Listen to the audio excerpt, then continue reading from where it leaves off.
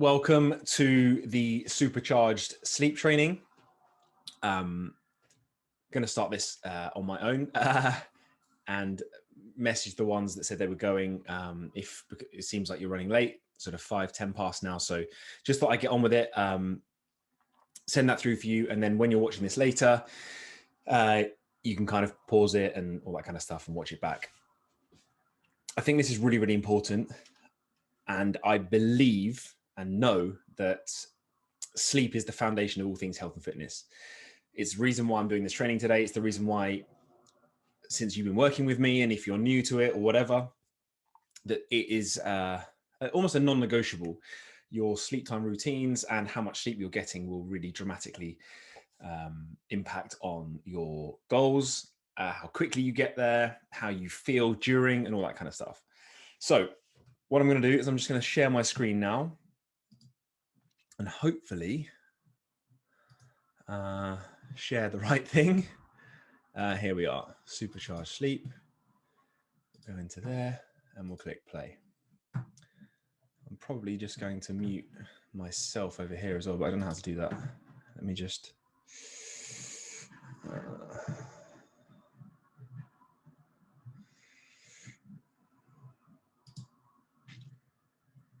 there we go.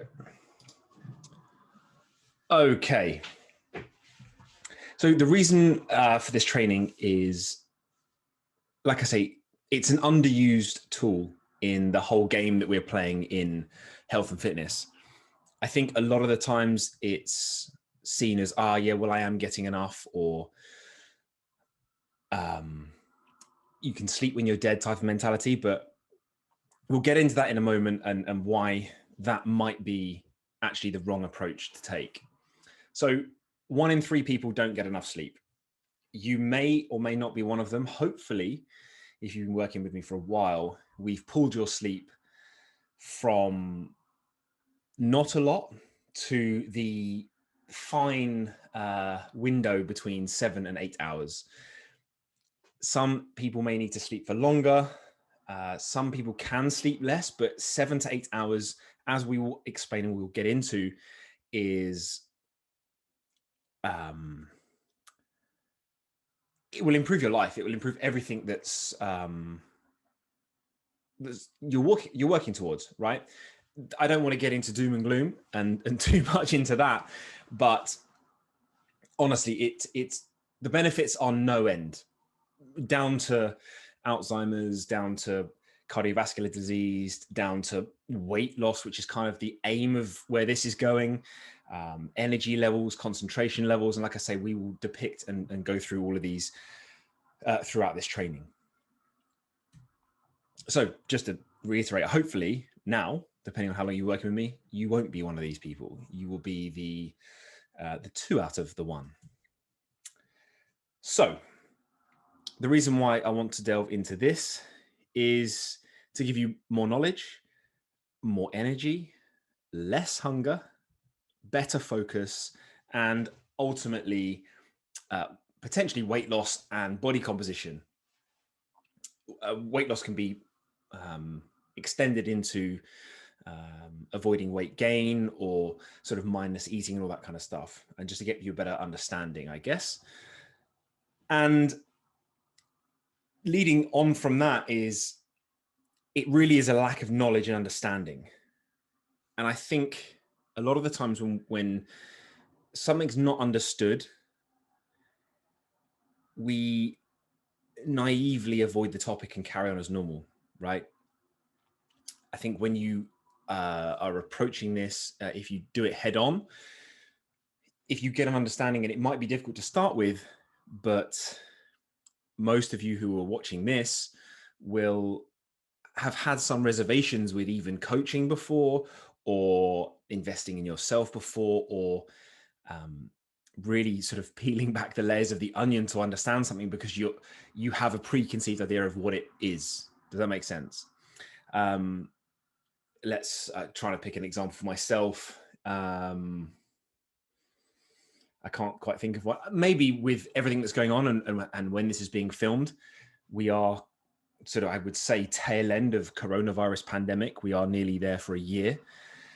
But if you peel back too many layers, you may end up uncovering something that you don't necessarily want to uncover, or go down into two different rabbit holes, right? There's two different sides of the story. So I think when we talk about sleep, it's very much if we just avoid it and I say that I'm getting enough, then we can kind of just blindly carry on as normal. All right. But actually, if you fix this, then a lot of things that you do day to day will become easier. So you might be tired all the time. Like I say, hopefully you might be able to share this knowledge with some others. I'm hoping that as we're working through these and I direct you to these, this might end up becoming sort of a non-negotiable first 30-day training. So if you are in your first 30 days with me, hopefully you'll have caught up with this and watched this within that. And you're going to come from being tired all the time. You might always be hungry, lethargic, no energy, no focus, poor performance, and mood. And I know this factually from people that I have worked with and are currently working with, and myself, which is why I can speak about this truthfully and on a deep level, is that I've had various amounts of these over time. Maybe not the tired all the time, but on certain moments and certain days where I haven't had enough sleep the day before or over 2 consecutive days, I then find myself constantly hungry on a day. I'm lethargic and don't want to do anything. My brain can't focus.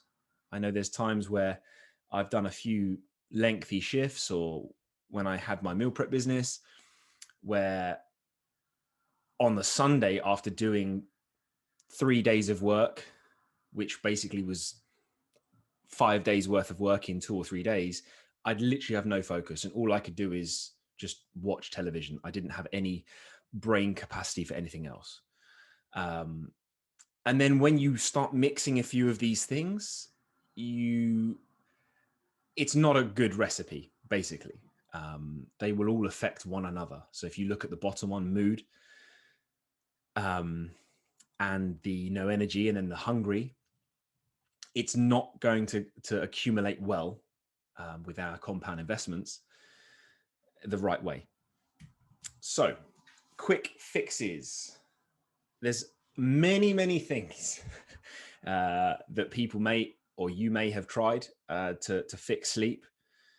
Lots of different remedies. I know that there's a big influencer market for sort of CBD oil and all that kind of stuff going around at the moment. A lot of this stuff is very gimmicky. Okay. So you could have tried reading before bed.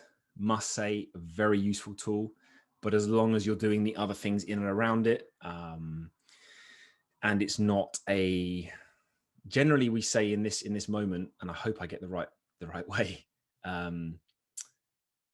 that you want to read a book that's not too involved, that's not going to get your brain firing too much, because it will produce the opposite effect. Sleep teas, my experience of these is that actually hinders sleep. Generally speaking, if you have them before bed, you will 100% get up during your sleep to go to the bathroom. TV, Zuzu will fight me on this one, but it's not a good tool to use before sleep, even though she falls asleep in about 10 minutes. The counter of this is that I end up watching the entire movie. She falls asleep in 10 minutes.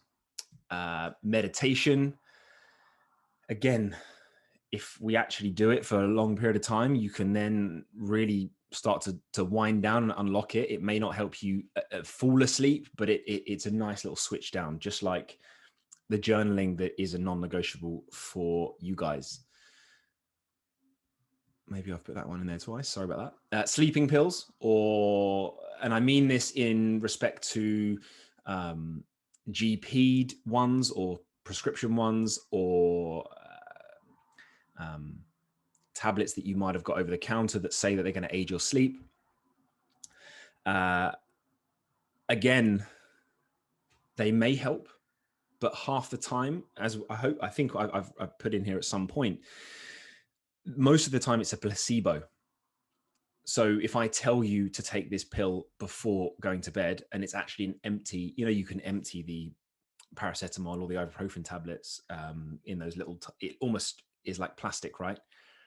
If you empty that and I gave you that and said this will help you sleep, the placebo effect will be that you'll sleep better because you think something's going to help you. Late exercise, you might feel that, okay, well, I'll become tired and therefore will sleep better. Actually, the complete opposite. Many times I've had a really tough session and I'm restless at night, not rested. Diffusers, this goes along with that sleep stuff. I think sometimes you can get it on aeroplanes where you squeeze the little spray on a pillow and it's got like lavender and all that kind of scent in it and you fall asleep. Again, maybe a tool, but we want to make sure that we're trying to get to sleep as naturally and in our own rhythms as possible. And then everything, you might have tried absolutely everything. The challenge here is that you might not have tried it for long enough or had the right direction behind it. Before we go into sort of daylight savings and what I mean about that is I want to give some context on why we are trying to improve sleep, not just for weight loss and body composition. But as I said a moment ago, sleep is crucial for your memory, learning. Every day is a school day, even if you might be sat or stood or walking, listening to this. We're always learning about something. And like I say, we'll get into this hopefully further through this. If you've got any questions, obviously feel free to message me and I will go into and break them down a little bit further if you need to. It helps the CV system, cardiovascular system, fitness, all-round health, your heart, prolong life. Well, who doesn't want to live a little bit longer? Avoidance of diseases as well. As I mentioned a moment ago, there's many, many things that it can help. Dementia, cardiovascular disease, heart attacks, all this kind of stuff. And deep sleep is like health insurance. It's like your back pocket health insurance.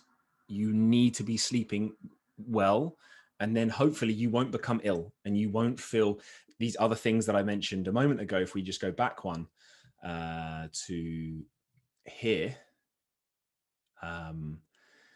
it's going to improve all of these things as well. Okay. And then you will feel a whole lot better. Just by shortening your sleep by 1 hour, hence daylight savings, it can have a massive, massive impact on your body and everything that goes on in our world. Now, this I got from Matthew Walker. I heard this a few times from him, not only on the Joe Rogan Experience. If you want to go there and listen to a fair old chunk of time, I think it's about 3 hours, he speaks to Joe Rogan about that. Matthew Walker's podcast, Why We Sleep, audiobook, Why We Sleep. It's a 14-hour book, but pretty insightful, goes real deep on many, many things. So daylight savings, he says there's a global experiment done twice a year with daylight savings time. In spring, there is a 25% increase in heart attacks alongside with increased suicide rates, traffic accidents, and even harsher sentencing in courts by the clocks going forward. So losing an hour. And he even breaks this down even further, and to not go too sidetracked, but he was suggesting that the day after this, so say you had an operation after the day after daylight savings and the surgeon had an hour less sleep, there would be a higher percentage that the surgery would go wrong or he would make a mistake. And there's a rabbit warren that we can open there as well, where you would have every right, if you are in a surgery or being worked on, as it were, to ask your doctor or surgeon how much sleep they had the night before, because mistakes are bound to happen when people are tired and are not firing on all cylinders. And then in autumn, on the flip side of that, there is a 21% decrease, and all the other elements in and around that come down as well. So suicide rates, heart attack rates, all that kind of stuff.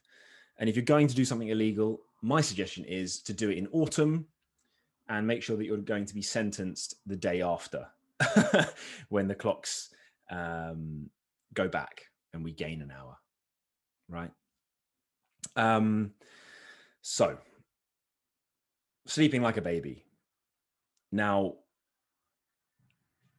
I don't know why people say this a lot. A lot of times, a lot of people watching this will have children. I don't yet, maybe one day, but a lot of the times when I've spoken to friends, sometimes children don't, or babies don't sleep that well, right? But I think sleeping like a log, sleeping like a baby are used because sometimes they can sleep through anything, right? Unless they've got an ailment or teething or anything like that. And I want to hear talk about chronotypes. And the reason why I want to do that is because it's very important to understand which end that you sit. Literally just had a conversation with somebody about this, and it's to do with day and night and which you prefer. Like, are you a morning person or an evening person? And they call it morning lark and night owl. And apparently it's a gifted trait from birth from your parents. You can't fight it. You will either be one or the other, or you will lean more towards one than the other. Now, I personally believe, I think I'm potentially a bit more night owly, whereas Zuzu 100% is more morning lark. Now, this actually sits quite interestingly on to my next point. And the reason why the cat fires here is because it's in our ancestral DNA that, as we have possibly seen before, that it takes absolutely years to swap over.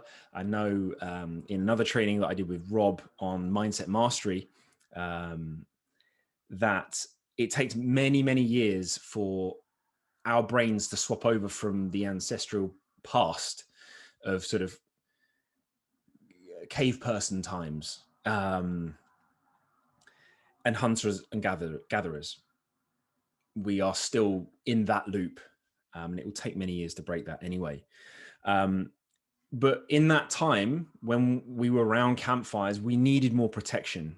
We couldn't all go to bed at the same time, sleep for 8 hours, and then wake up, because the camp, or we would be in potential danger. So what people used to do is sleep in shifts.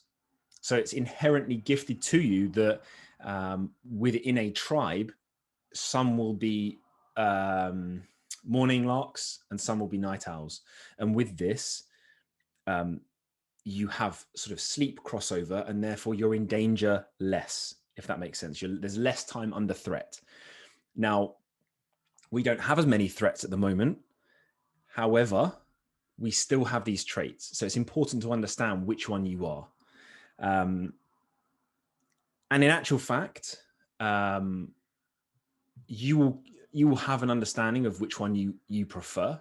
Like, I know when I wake up in the morning, I can get up and go after sort of my half an hour no tech, and then I'm gone, right? I can also wake up and get out of the house in about 5 minutes.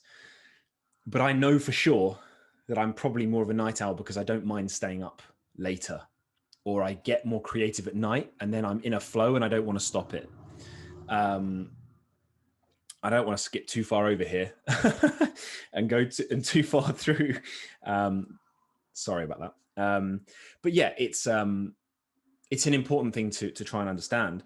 And actually, with our society at the moment, it might be helped that we're working from home, or a lot of people are working from home. But this 9 to 5 attitude, I don't think works that well, because we have these different rhythms, and people need to, like, shift work works really well if you're always on the same shift. I've been in many problems before where my shifts are so all over the place that I can't get into a rhythm or a routine. And I just feel like I'm living day to day rather than like thriving because I don't know what's coming next. So they say that, we should be awake at different times. Children would probably, no matter how much they try and fight it, will go to sleep at 9 o'clock or fall asleep at 9 o'clock, and will probably wake up around 6, maybe even 5. Teenagers will then have a slightly later shift, bed at 12, up at 10. Adults, we're kind of on a 7 a.m. to 10 p.m. And then when we get to our older, later years, sort of seniors, it flicks back to the same time as children, sort of the 9 p.m. to 6 a.m. Generally speaking. So you will have a window, and your time of sleep, which is the 8-hour window, will just move back and forth between slightly earlier from sort of like the 9 p.m. window to 12 p.m. window, and then it will move back.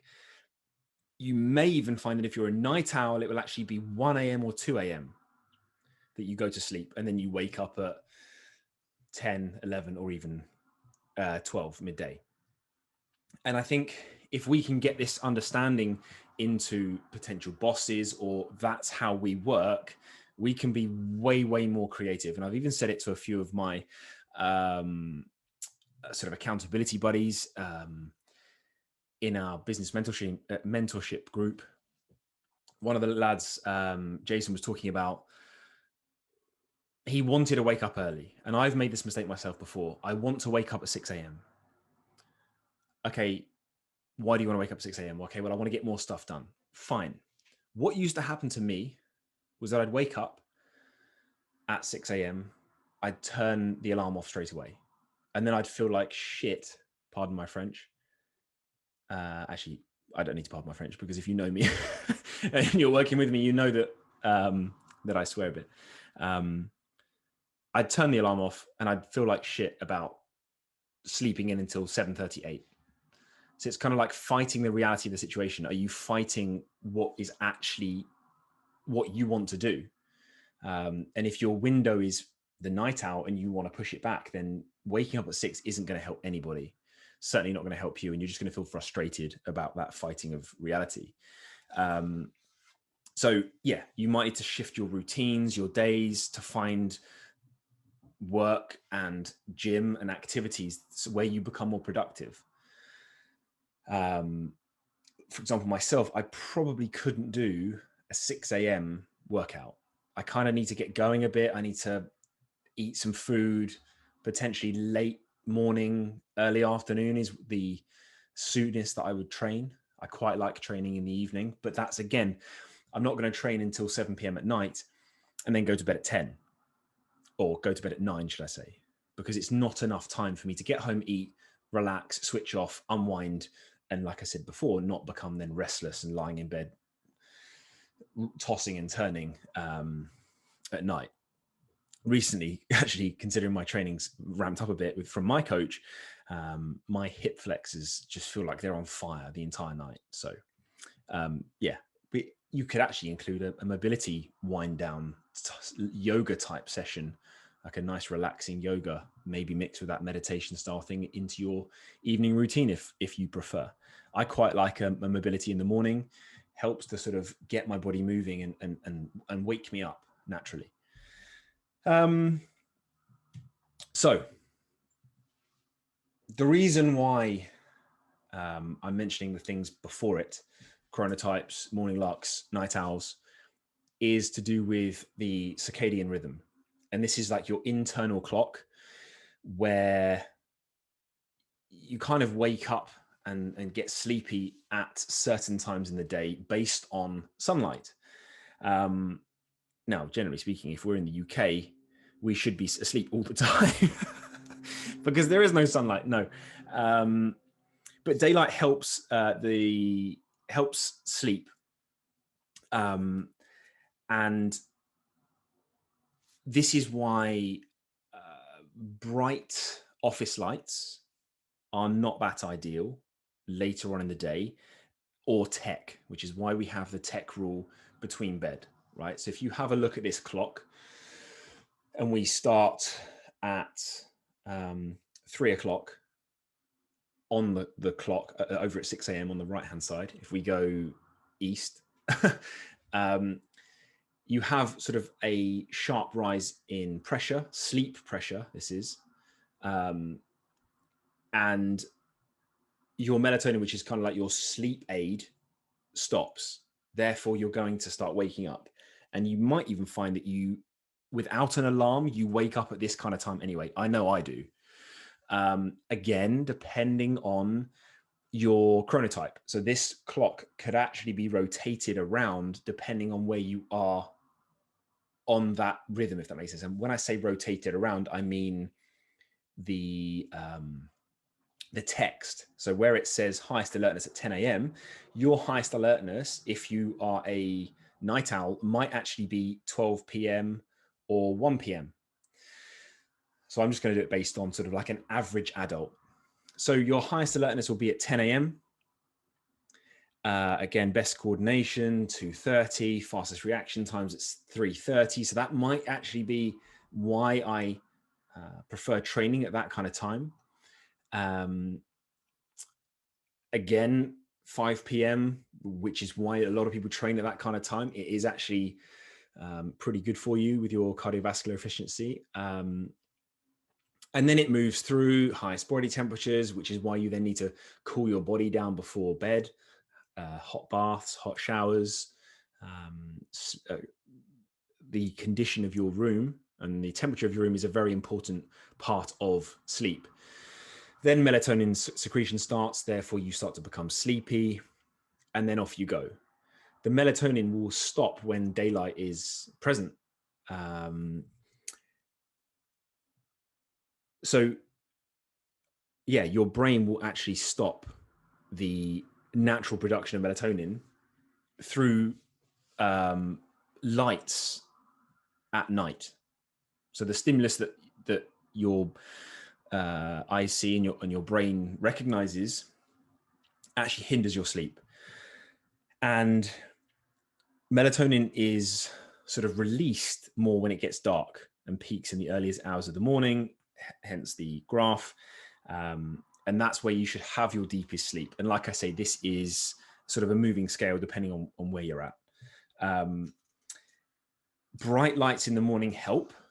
And then you need to be able to sort of almost turn them down as the night goes on. But burning the midnight oil, as it were, under bright light is not ideal.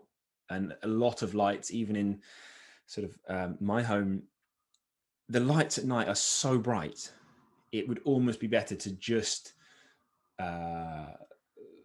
watch television, for example, under just television light rather than all these lights on, right? And if you would go back to that caveman time, you wouldn't have anything else other than like a campfire tickling away, but it would be so dark that your melatonin level would be huge, right? So what they advise is that you go for a walk in the morning, you get daylight in the morning, and then you wear sunglasses if you're outside from the afternoon in, so that your circadian rhythm and your body clock is in sync with your bedtime, right? So that's quite important. Right, the Sunday, Monday problem. Now, the reason why I'm mentioning this is because I've had many, many conversations with people who say that Monday's a drag. Oh my God, it's Monday tomorrow. I can't believe it. Many reasons that some people hate their jobs, which is fine. Well, it's not fine. If, in my opinion, I'm such a, maybe a realist is the right word, but if you have a problem, let's fix it. If you're going to keep going on about said problem and you're not going to fix it, please stop talking about it, because it's just a waste of your time and energy, right? The reason why this is a thing is because, generally speaking, as I've said way back, 1 in 3 people don't get enough sleep. So therefore you binge and you catch up on it over the weekend and oversleep, and your routine gets completely thrown out. And it gets majorly tampered with, right? So you'll have a Monday to Friday routine, and then on the Saturday and Sunday, because you feel so tired, because you haven't got sleep in your back pocket and you haven't got that rhythm in the routine, it's completely thrown at the weekend. So you'll, for example, in the week, you wake up at 7, you go to sleep at 10. And at the weekend, you wake up at 10 a.m. and go to sleep at 12 or 1. You might even go to sleep at 10 again. The binge sleeping causes your circadian rhythm to be completely thrown off. It's trying to deal with other information and adapt, and then you're back into the weekend. And I'm going to get into how long your body takes to change in a moment, with kind of touching on actual jet lag. This is kind of like a social jet lag. And this is why the weekend is so important in sort of health and fitness and nutrition and food, because what you'll find is that you might be quite tired and lethargic at the weekend, and your body then wants to eat food because that's what it knows to get calories and energy, and all your good work is undone. So and we are trying to be on a very small calorie deficit over time, and I may even tweak and change the methods working with you personally, which is why you're kind of, which is why we're working together, should I say.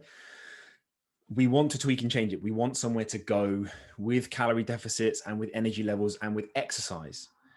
So if you are in a 100 calorie deficit per day for a week, right, at 2,000, your weekly target is 14,000 calories. You're supposed to be eating 2,100 for maintenance, therefore you're 700 calories in a deficit, right? That's not a lot. It might be 200, so you might have 1,400 calories, but I can tell you now that by eating like a knob for even a small, short period within this weekend window, without saving said calories, you're going to undo all the work you've done. It might not go back and regress to worse than before, but it's not going to get any better, and it's going to take you longer to get your result. And the root cause of all of this really is just not getting enough sleep. So you've accrued like sleep debt, and you can't just repay it. It needs to be attacked from the source. It's not like you can just go out and buy a credit card or work more hours to top up your bank balance. This is like getting a promotion. You need to work the same hours, but get more money for it. So you need to do the same thing and sleep more. Even with a sort of a couple of hours lost, your brain can actually go into like micro sleeps. And you end up sleeping for a couple of seconds at a time. I've done this probably more times than I should admit, where you feel like you suddenly need to start slapping yourself, windows open, eating food. I've fallen asleep at the wheel, micro sort of sleeps a lot. I remember there was a road trip I did from Boston in America down to Atlanta, and we had to do it in like 24 hours.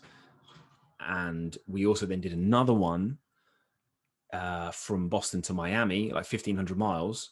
We did that in a couple of days. But on the way back, I remember being so tired because we just wanted to finish that I actually fell asleep, and I woke myself up and my passenger on the rumble strips. And I remember him saying, are you all right? And I was like, yeah, I'm fine. I just drifted over. And I actually just drifted off. And like I said, I've done it a couple of times in the UK as well. Sometimes when you're hungover and you're driving and you kind of have that and you're just mega tired.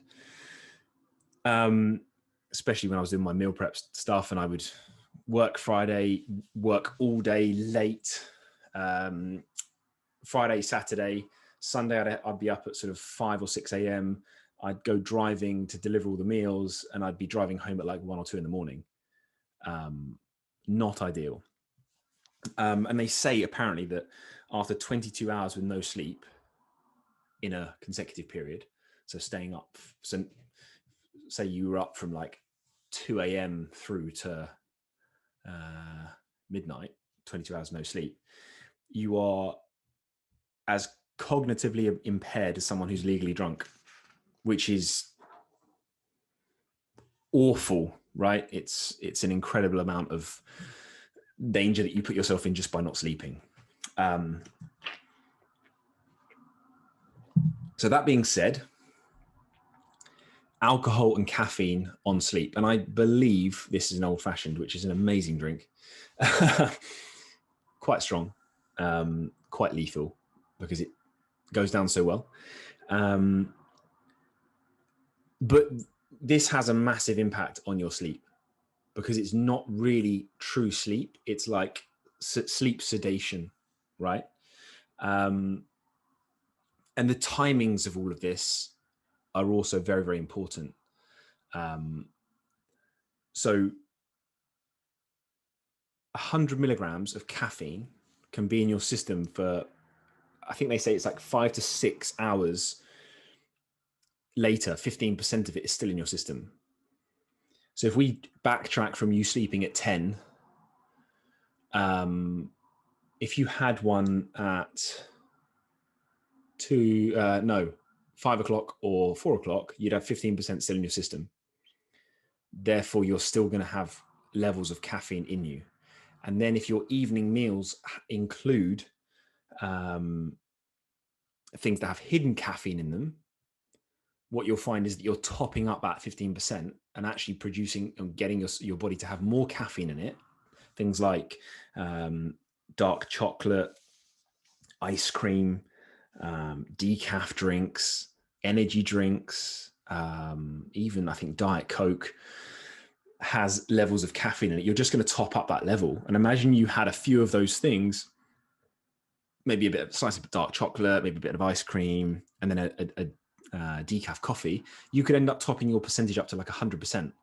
Therefore, you might as well have an espresso shot just before you go to bed and then try and sleep. It isn't going to happen.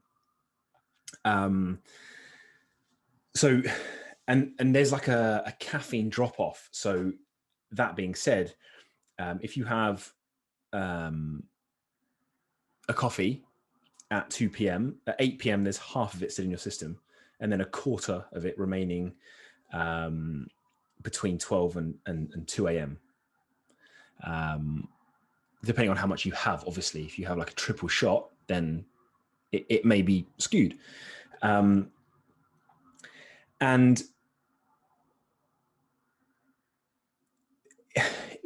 the whole of this is that you're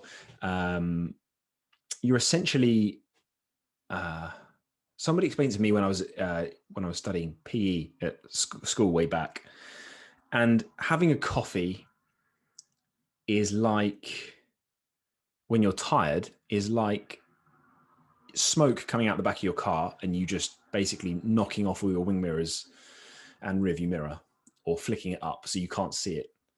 It's kind of like tired and wired. So you're still tired and you're still going to be producing sort of the, the sleep hormone, adenosine. But you're still going to be producing it. You're still going to be tired, and you're just masking it with the energy shot, right? It's like having a Red Bull or some sugar. Kids are like, woof, and then all of a sudden they have a mega crash. And then because they've had that adenosine buildup, they're still sleepy and they're just adding to it. So you'll become twice as sleepy on the other side. So then you'll need like 2 or 3 shots to get yourself back out and back into alertness, if that makes any sense. And it just adds to it. You're not helping combat it. The sleep hormone is still rising, and you're just masking the feeling of it with caffeine. So, for example, smashing back 2 espressos, it may burst you for the next 30 to 60 minutes, but you'll still have all the sleepiness that you had before it, and then you'll hit a brick wall. I mean, I've just had a flashback to at university where I was trying to do an all-nighter and getting a load of work done, and I think I must have had 2 or 3 cans of Monster Energy, and like by the third one, it only lasted like 15 minutes before I felt like I needed another one again, because I was so tired. So yeah, just something to think about, really. Just to go back on like the hidden caffeines again, decaf drinks can have between 5 and 30% caffeine in them. So just beware of that. Many desserts have caffeine in them. Dark chocolate has caffeine in it. So it's just something to be mindful for. And it can all have an effect on how much deep sleep you have. And that's kind of like the recovery part of your sleep, basically. And then that forms up that quality sleep number that I ask for on a Monday when we do our check-ins. And actually, even in doing this, maybe the check-in needs to come further forward, because, or actually maybe not, depending on how your Monday to Friday routine is, your weekend will affect it. And that's then a true reading on a Monday night, for example. Moving on to sort of like alcohol and the nightcap. Like, alcohol acts as a sedative, not a sleep aid. Sedation is not sleep. I mean, it's probably light sleep at best. Same thing for like sleeping pills, prescription ones, I mean, not like herbal ones. So even one glass, one nightcap can result in poor quality sleep, which means you're actually more awake. And on a grand scale, and I'll have explained this to you guys before, but if you are, if you're in bed for like 10 hours, right, it might take you a while to fall asleep. So maybe half an hour to fall asleep. So that's 9.5 hour window then to, well, no, it's a 10 hour window. It takes you half an hour to fall asleep. So you're definitely not sleeping for more than 9.5 hours. Within that sleep cycle, you're probably going to range between 45 minutes and an hour and a half of the wakefulness within that. Therefore, you're only actually sleeping for 8 hours, if that, given your 10-hour sleeping window. And that's why it's so important to have the routine, all that kind of stuff. And it disrupts REM sleep, which is the part that has the negative impact on mental health, lifespan, CV system, and memory. Apparently, you can lose up to 30 to 50% of learnings and sort of fitness levels, depending on how bad or how little REM sleep you're getting. So this isn't a never, ever have alcohol and caffeine ever again, but just be mindful. This whole process is supposed to be about you being mindful of what you're doing with calories and exercise, and the education I'm providing is to just help you to be mindful so that you can implement it into your system and into your life. Lifestyle nutritional management, right? Maybe having a nightcap might not work, but if you're going to have a few drinks, have them in the day on a Saturday, sun's out. I just need to look outside today when I'm filming this, and it's really a bright day out there. It looks really lovely.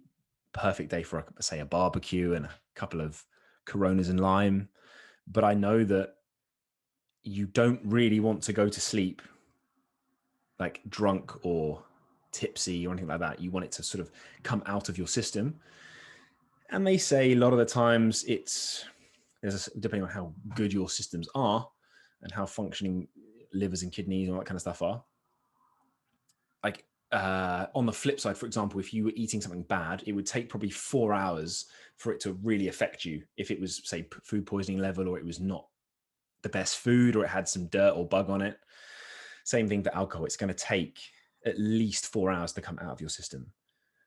Like I say, depending on who you are and how fit, active, all that kind of stuff. I remember, probably shouldn't admit this, but I went for a drink with some friends when I was 21, 22.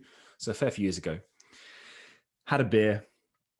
We left, went to the petrol station, ended up coming from that petrol station down to, I was going home.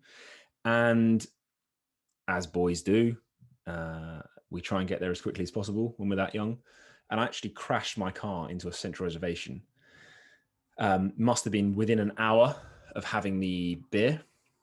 Police were just in the queue that I'd caused from the accident, and I blew 0 on the scale.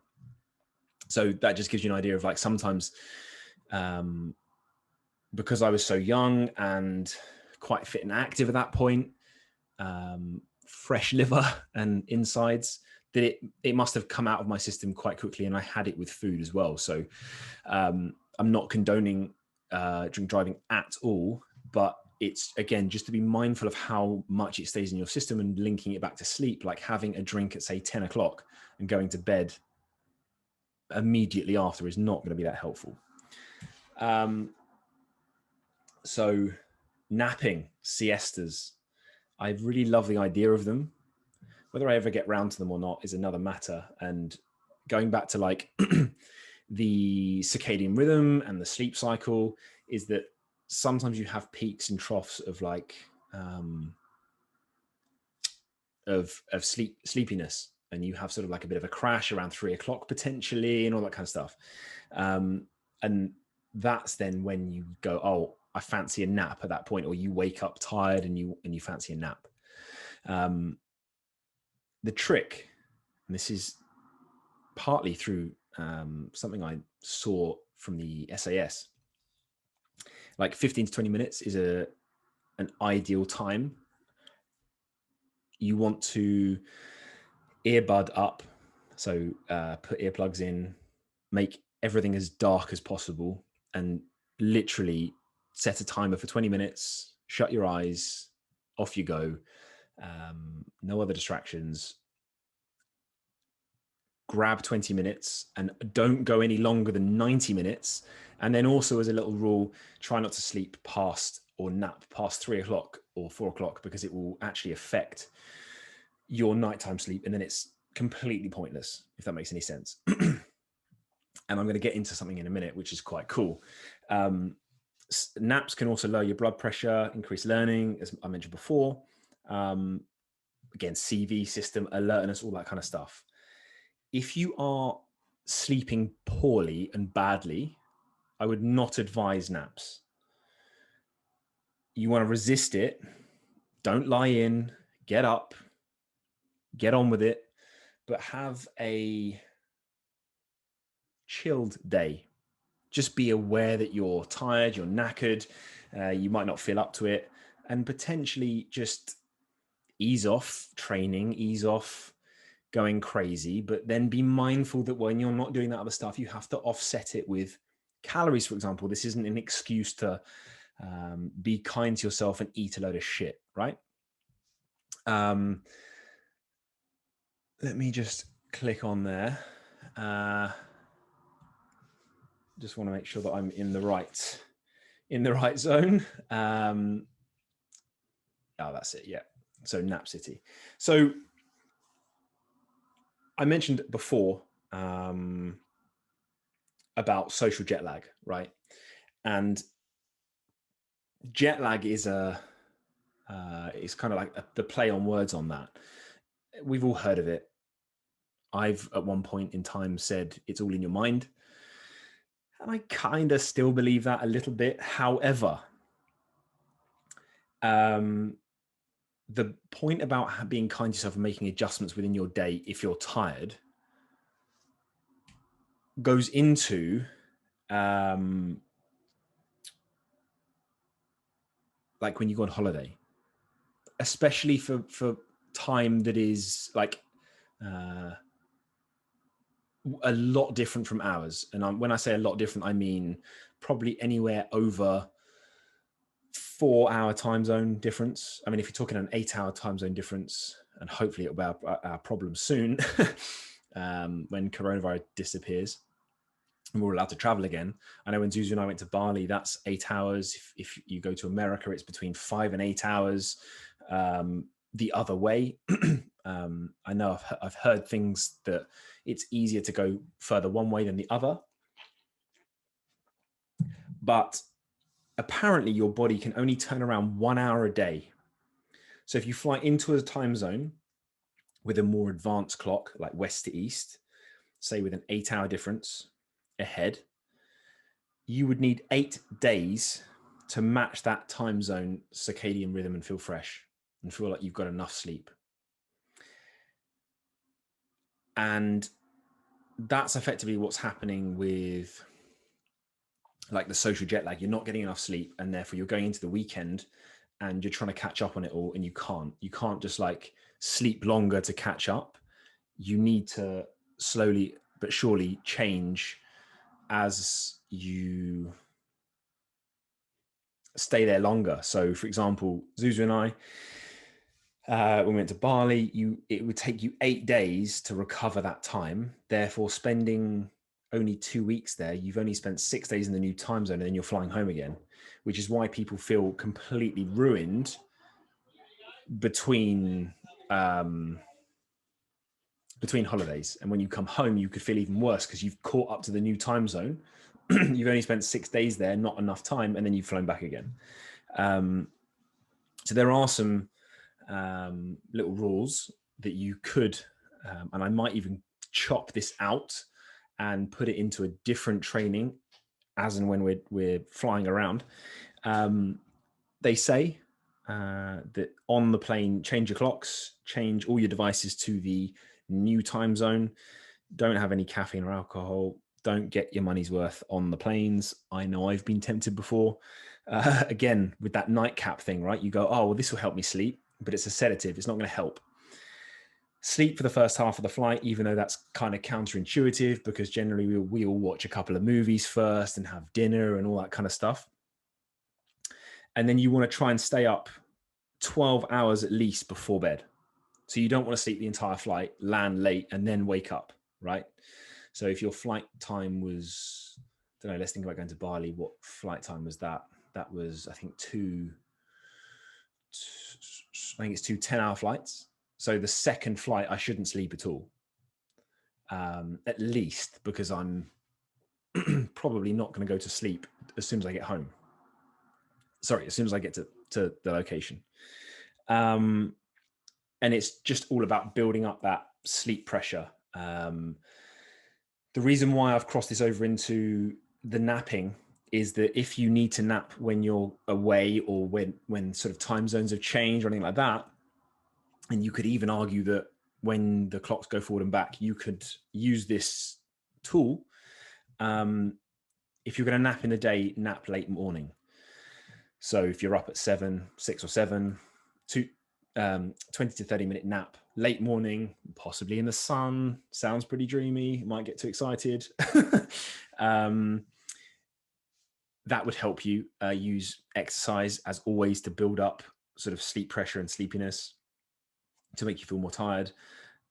Again, as I've said before, no sunglasses in the morning to help you get like sunlight and sun exposure to realign your circadian rhythm and all that kind of stuff, and wear them in the afternoon into the evening so that or afternoon when it's at the brightest, so that you can be aligned with the rhythms of the location you're in.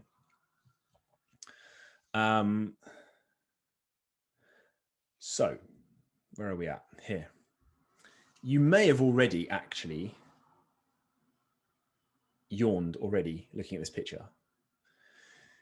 You may also yawn because I'm saying yawn a few times. So if I was speaking to Zuzu, I'd say gutted right now. But apparently that's just something that happens. Hearing it, seeing somebody do it, and I'm nearly about to go, so I'm going to have to be careful. I'm going to take my eyes off the screen. So yeah, sorry about that. But I want to speak here about sort of like the all-nighter, and a lot of this stuff is kind of like crossover, and it fits with other stuff. But sleep saves memories. So having an all-nighter does some crazy things to your brain, all of which are too complex even for me to really figure out. And I've written some long words down, or some confusing words, so just bear with me about it. And the reason why I'm talking about sort of sleep saving memories is that we have possibly been down the route of study and celebrating finishing study before exam, whatever, maybe exams, maybe, I don't know. But you need to be congruent with your sleep to be able to save all the learnings and to keep locking it in day by day by day. So if you're going to dip into sleep or use alcohol or anything like that, it needs to be quite far away from anything that you kind of want to learn, right? Just to really cement it. And this is the really important part here. Having an all-nighter can spike the part of your brain called the amygdala by up to 60% compared to the normal prefrontal cortex doing the work. Now, the prefrontal cortex is the CEO of your brain, and they talk to each other to keep you safe. And like the frontal cortex, the CEO is sort of rational decisions, and the amygdala is the other bits, right? And this is through data, loads of tasks and things that you do. So like limited sleep disrupts the normal brain communication. Okay. And what will happen is it will actually counteract against things that you're trying to learn and fight. So even on this process, like the non-negotiables and not being hungry and not wanting to pick bad food, if you're short on sleep, your communication, your brain doesn't work properly. Therefore, you're fighting a losing battle, right? It's going to take a lot of willpower and brain power, which is why we try and build these small compound investments that become habits over time. Therefore, when motivation fades, you are left with just habit and discipline, right? And apparently, if you research that, even through lack of sleep, and this is how badly it can affect you, it can actually inhibit your ability to decipher facial emotions. So how somebody looks and what somebody's mood might be through just recognizing their face. And again, this is all sort of like pre our time. This is to try and keep you all safe, right? So you understand somebody's emotions, therefore you know how to deal with them or how close to stand to them. And with masks at the moment, it's very, very difficult for that to happen as well. And, you know, when they say like time heals all, right? This is the part of your brain and the sleep that helps to heal you. It's not actually time, it's sleep. And REM sleep, dreaming sleep, memories, thoughts are stored away and processed so that you can kind of like deal with them.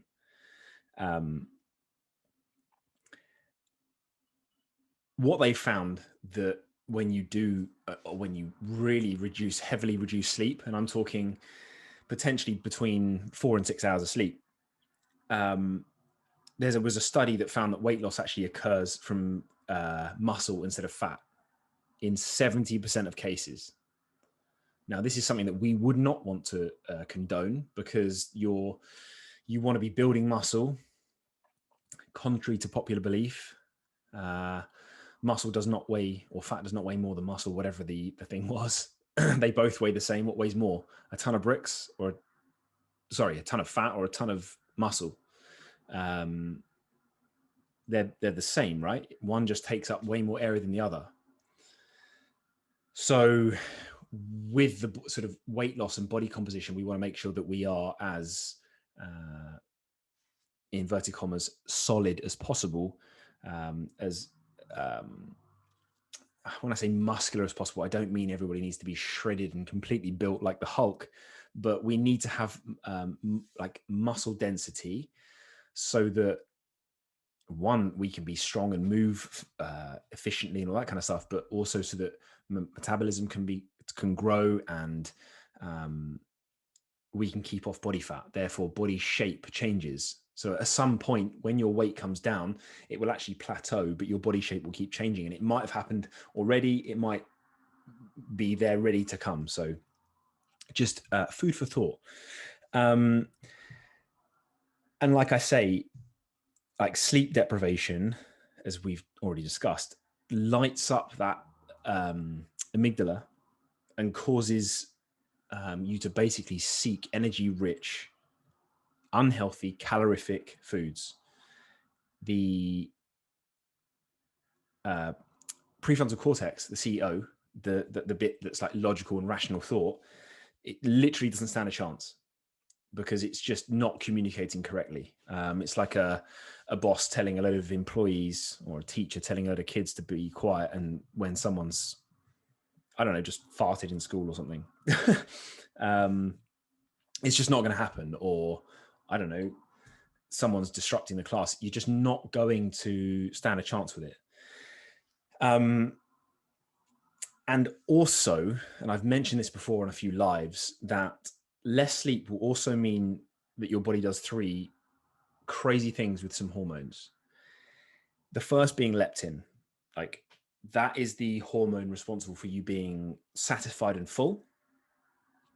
And this lowers with lack of sleep by basically telling your body that you're not full or satisfied. You then add into that ghrelin, which is the hormone of hunger. And then this increases with a lack of sleep. So what you have is this conflict of interest constantly. So not only the amygdala and the CEO, the brain rational thought. So it's going to be very difficult to fight those quick emotions, which is why we build these habits out to form your discipline, like your default, reset your default. You have these, like, this double whammy effect of not feeling full or satisfied, and then a huge increased desire to eat, plus the seeking of high calorie rich foods from your amygdala kicking off and telling the boss to shut up. And you have this mega desire to eat. The third hormone, and I wouldn't have known about this if I hadn't listened to the Matthew Walker podcast, and it was a bit in it that I was just like, whoa, that's crazy. And I always mention that your body cannot distinguish between feeling tired and hungry. And actually, this is kind of scientific proof of that in a far more educational way, rather than just, well, your body can't distinguish between hunger and tiredness. The third hormone is called endocannabinoid, right? And as the name suggests, when you throw that into the mix, it's effectively acting like you've had a joint, or you've had some brownies that with some magical ingredients in them, and you basically have the munchies. So if you have all of these four components, honestly, no wonder most of the population is obese and overweight, or struggles to have weight loss. And that's why sleep is such a massive, massive non-negotiable. And I ask for it on all check-ins, because it is just the foundation of everything: diet, nutrition, and exercise.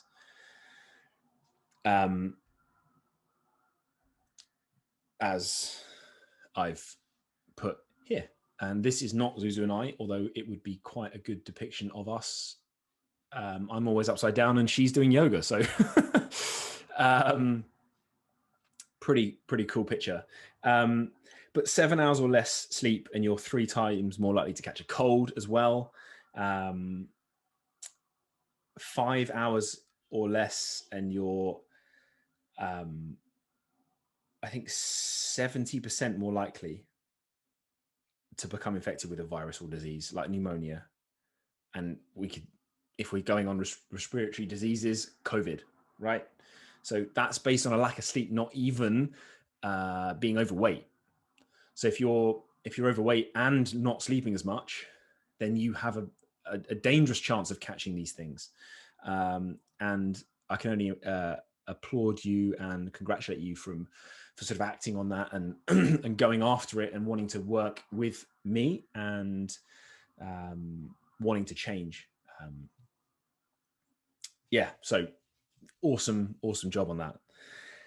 And on the back of that, we've all been spoken to by a parent or a grandparent, like, oh, you're ill. You can't be sleeping enough. And it's just like that maternal wisdom, like motherly love, as they say, to keep you safe. Like sleep more and you'll sleep it off kind of thing, right? So yeah, and it can also decrease diabetes, hormones, and all that kind of stuff. Before we go on to the next thing, I will speed this up and understand that it's like 50 minutes maybe. I've completely lost track of all time. And then, sorry, I shouldn't have gone on one of those things, but yeah, sleeping things off. Sleep is just such a massive part of everything. And based off or based into exercise and fitness, as the slide suggests, like sleep on fitness, right? Sleep's effect on fitness, or that lack thereof, should I say, pre-fitness or exercise. And there's some crazy stats.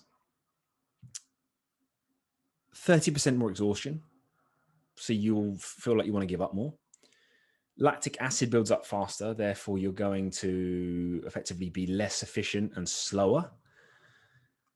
The sweat and cooling of your body when the heart rate is high is reduced and inefficient, therefore you overheat and then you want to stop.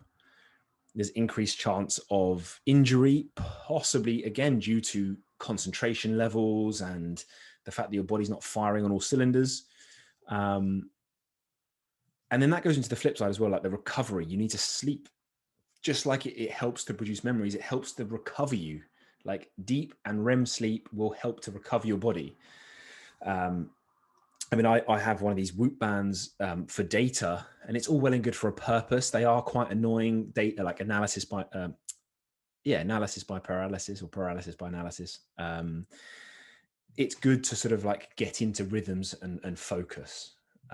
Just like working with me, for example, as much as I'd love to work with everybody for a while, there will become a point where like you need to be able to do it on your own, right? And that's what all of this education is for. And exercise is just great for sleep. It builds up that sleep pressure. It helps you to get there, makes you feel good as well.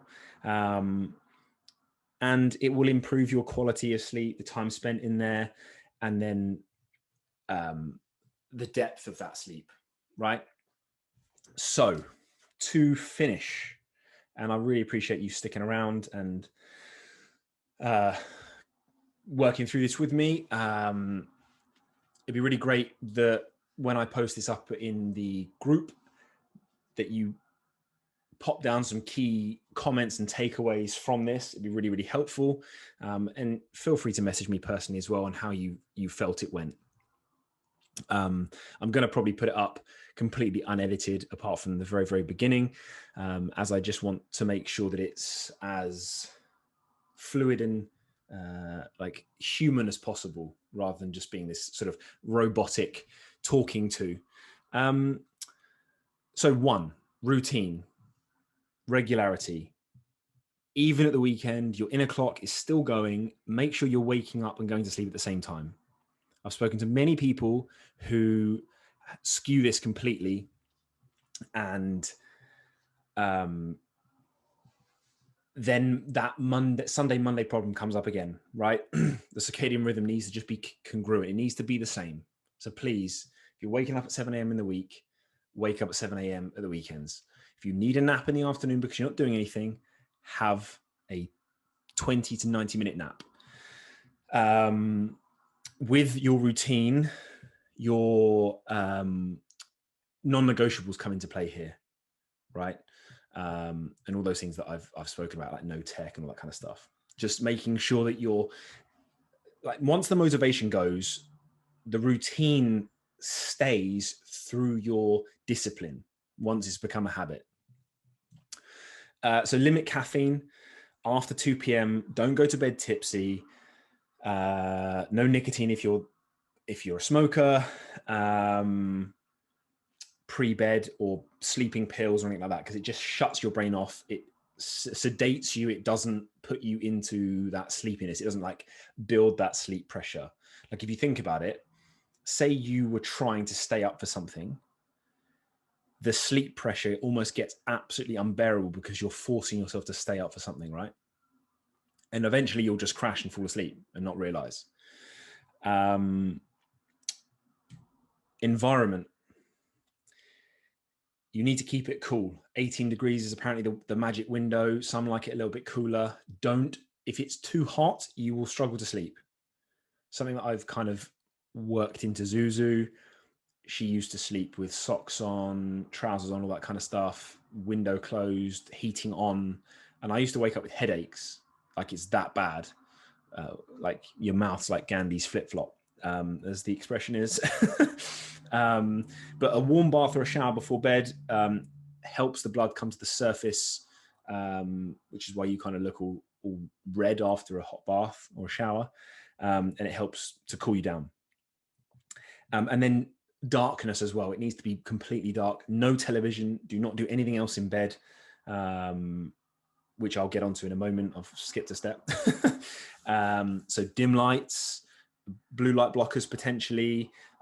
Make sure you maximize daylight in the beginning of the day and in the morning.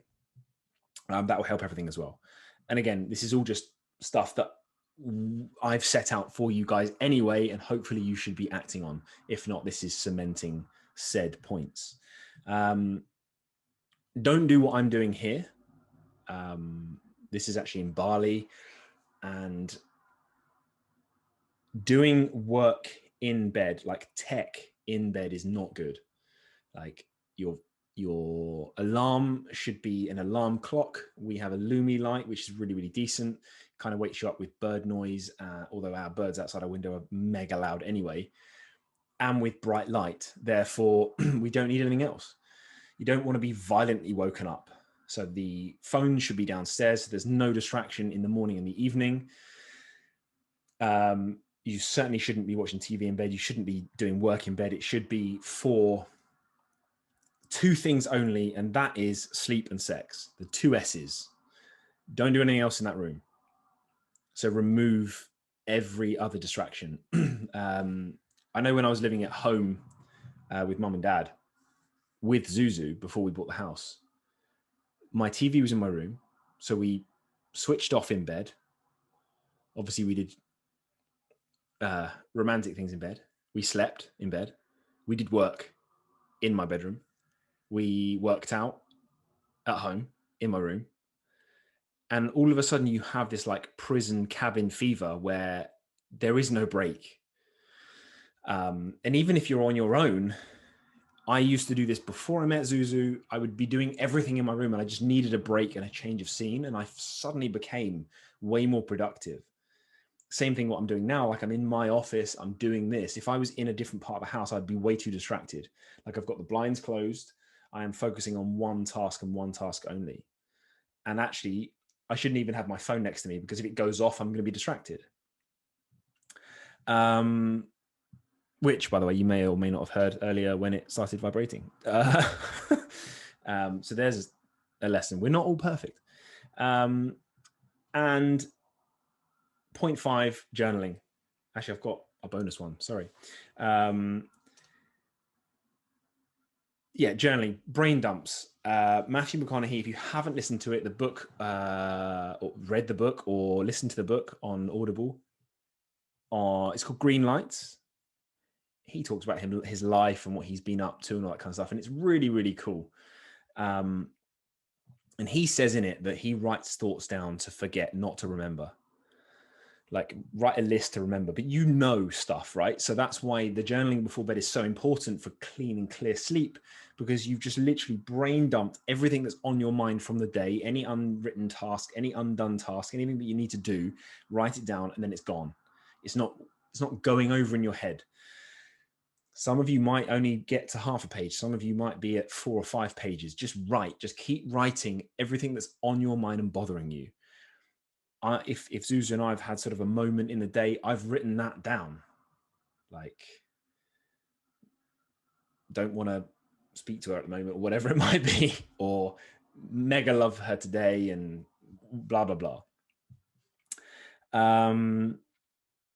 Track your habits and your routines. Track what you're up to so that you have data to go by. All of this stuff that we talk about, like the data capture, what you're up to, what you want to do, it needs to be as much into a routine, as I said, which is kind of like point number 1, as possible. If things are too all over the place, how are you ever going to succeed and achieve at something? You need to make sure that you're recognizing, for example, oh, I had a load of caffeine late tonight. Maybe write that in your journal. That's why I'm sleeping badly, whatever. Bonus 1 before I'll love and leave you. Falling asleep. If you struggle to fall asleep, there are a couple of things that you can do. One of them is that you should never stay in bed and try to fall asleep. You need to get up, go for a walk, go and do something else, so that you remove the connection of the bed is where I don't sleep. Just like this picture,